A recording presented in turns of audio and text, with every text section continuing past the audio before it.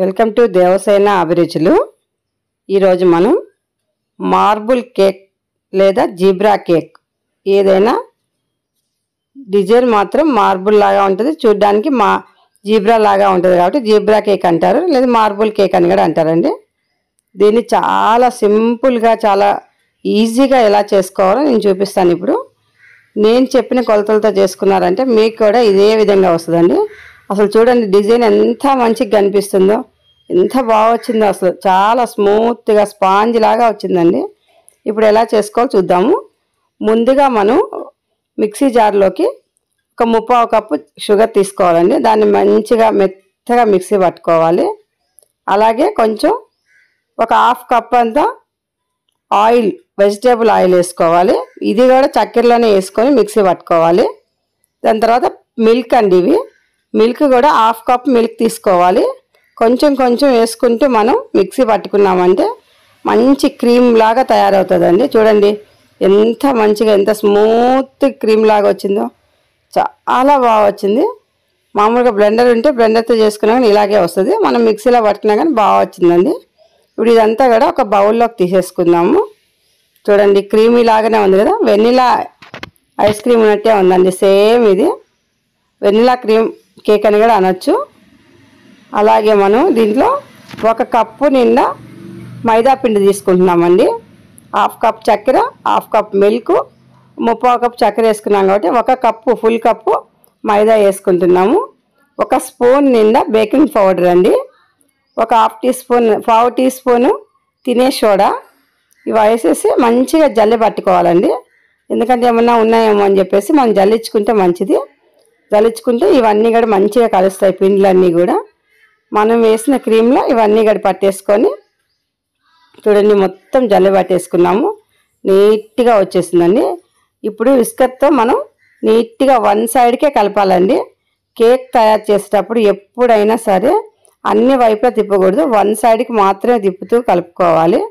మనం ఇది ఎంత నీట్గా కలుపుకుంటే కేక్ అనేది అంత స్పాంజీ లాగా వస్తుందండి. మనకు ఈ కలిపే దాంట్లోనే ఉంటుంది కేక్ అనేది.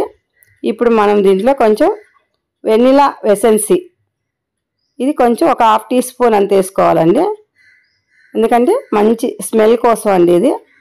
చూడండి ఇది కూడా వేసేసి ఇది కూడా నీట్గా బాగా కలిసే అంతసేపు వన్ సైడ్కి మాత్రమే తిప్పాలి. ఇప్పుడు నేను ఎలా కలుపుతున్నా అలాగే చూడండి ఈ విధంగా వచ్చిన తర్వాత కొంచెం గట్టిగా అనిపించింది అంటే కొంచెం మిల్క్ వేసుకోండి. నేను కూడా కొన్ని మిల్క్ పోసుకొని మళ్ళీ కలుపుకుంటాను. మరీ గట్టిగా ఉంది కాబట్టి, మరీ గట్టిగా ఉంటే స్పాంజ్ కేక్ అనేది గట్టిగా వస్తుందండి. అందుకని మనం స్మూత్గా కలుపుకోవాలి ఇది. ఇప్పుడు ఈ మిల్క్ అన్నీ కూడా బాగా కలిసే వరకు మంచి కలుపుకున్నాం. చూడండి ఈ విధంగా కలుపుకొని ఈ మిక్సీని 2 బౌల్లోకి తీసుకోవాలండి సమానంగా. ఒక బౌల్లో చాకో పౌడర్ వేసుకోవాలి. చాకో పౌడర్ 2 స్పూన్లు వేసుకోవాలండి, ఎక్కువ అవసరం లేదు. 2 స్పూన్లు వేసేసి ఈ మిక్సీలో మంచి కలిపేసేయాలండి. చూడండి ఈ విధంగా ఒక బౌల్లో చాకో పౌడర్ వేసినది, ఒక బౌల్లో వెనిలాది, 2 కలుపుకొని పక్కగా పెట్టుకోవాలండి. ఇప్పుడు మనం కేక్ తయారు చేసే దాంట్లో బటర్ పేపర్ వేసేసుకోవాలండి. బటర్ పేపర్ వేసుకొని vanilla cream 1 spoon, choco powder కలిపింది 1 స్పూను, ఈ విధంగా మనం మొత్తం కూడా ఒక్కొక్క స్పూన్ వేసుకుంటూ రావాలండి. డిజైన్ అనేది అదే వచ్చేస్తుందండి, మనం ఏం చేయాల్సింది లేదు. చూడండి ఈ విధంగా 2 సమానంగా తీసుకొని 2 సమానంగా వేసుకుంటూ రావాలండి. మన దగ్గర ఉన్న క్రీమ్ మొత్తం కూడా, మనం తయారు చేసుకున్న కేక్ క్రీమ్ మొత్తం కూడా అయిపోయేంత వరకు ఇదే విధంగా వేసుకుంటూ ఉండాలండి. లాస్ట్లో టూత్పిక్ ఒకటి తీసుకొని ఇప్పుడు నేను చూపించిన విధంగా డిజైన్ గీసుకోవాలండి.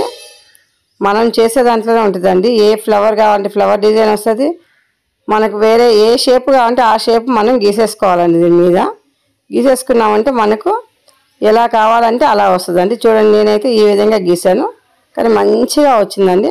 మీకు ఇలా వద్దు ఫ్లవర్ కావాలంటే ఫ్లవర్ గీసుకోవచ్చు. ఇది కూడా ఒక రకమైన ఫ్లవర్ డిజైన్ అండి.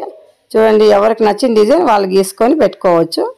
ఇప్పుడు ముందుగా మనం కుక్కర్ ఒక 2 నిమిషాలు హీట్ పెట్టుకొని దాని లోపల ఈ కేక్ బౌల్ని దింపేసేయాలి, లోపల పెట్టేసేయాలండి. అది మూత పెట్టేయాలి. 40-45 నిమిషాలు కంపల్సరీ పెట్టుకోవాలండి.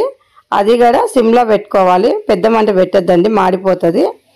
45 నిమిషాల తర్వాత ఒక్కసారి మూత తీసి టూత్పిక్ తీసుకొని మనం అక్కడక్కడ గుచ్చి చూసామంటే టూత్పిక్కి ఎలాగ అంటుకోకుండా ఉంటే మంచిగా ఉడికిపోయిందని అర్థం అండి. ఒక 5 నిమిషాలు అలాగే వదిలేసి తర్వాత తీసి కేకుని ఈ విధంగా చల్లారిన తర్వాత దాని మీద ఒక ప్లేట్ బోర్లేసి ఈ విధంగా రివర్స్ చేసుకున్నామంటే ఇలా తట్టేసి తీసేసామంటే కేక్ అనేది ఈజీగా వచ్చేస్తుందండి. ఏం కష్టమే లేదు, అసలు నీట్గా వచ్చింది. చూడండి బటర్ పేపర్ కూడా నీట్గా ఊడిపోతుంది. చూడండి కింద కూడా మనకు డిజైన్ కనిపిస్తుంది కొంచెం లైట్గా, కానీ ఇది వేరే చూడండి డిజైను. ఇప్పుడు మనకు అసలు సిసలైన డిజైన్ పైన కనిపిస్తుందండి మీకు. ఇప్పుడు దీన్ని మళ్ళీ రివర్స్ చేసుకుందామండి. ఈ విధంగా రివర్స్ చేసుకోవాలి. చూడండి, అబ్బా చూస్తుంటేనే సూపర్గా ఉంది కదా, అసలు చూస్తుంటే తినేయాలా అనిపిస్తుంది, అంతే టేస్టీగా ఉందండి. ఇది అసలు ఎంత బాగుంది, డిజైన్ అక్కడ ఇక్కడ ఎటు కాలేదండి, మనం ఎలా గీసుకున్నామో అలాగే వచ్చింది.